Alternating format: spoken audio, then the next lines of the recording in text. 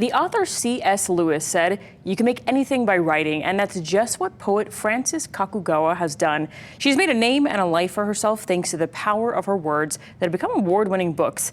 KITV4's Diane shows us how she uses the written word to heal not just other lives, but also her own. Tears are words that need to be written, as author Paulo Coelho once said.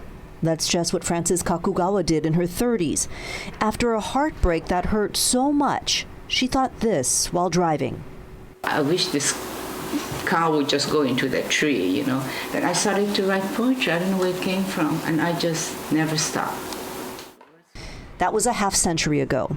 She stopped for some years to work for the public school system, but she always knew she'd return to the craft.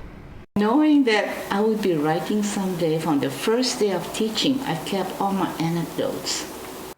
And then at the turn of this century, it organically became time to pick up the pen again.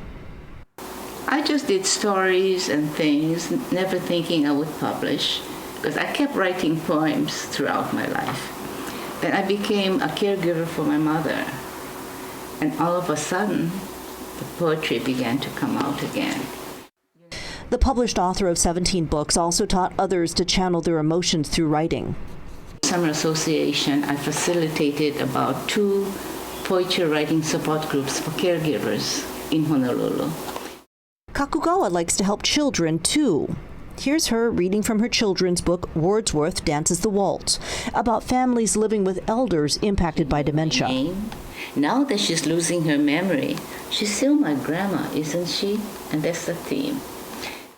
Kakugawa's latest children's book, Wordsworth the Haiku Teacher, was published this summer. At her last book signing, Frances decided spontaneously to write a haiku for everybody who came. So I put her on the spot and asked her to write me a haiku. Can you read it? On evening TV, her smile larger than my screen. Diane News. Kakugawa's next book will be out in September. At 87, she's aging well by example. Get your passion and let it take over your life. You know, we're not old people. Diane KITV4 Island News.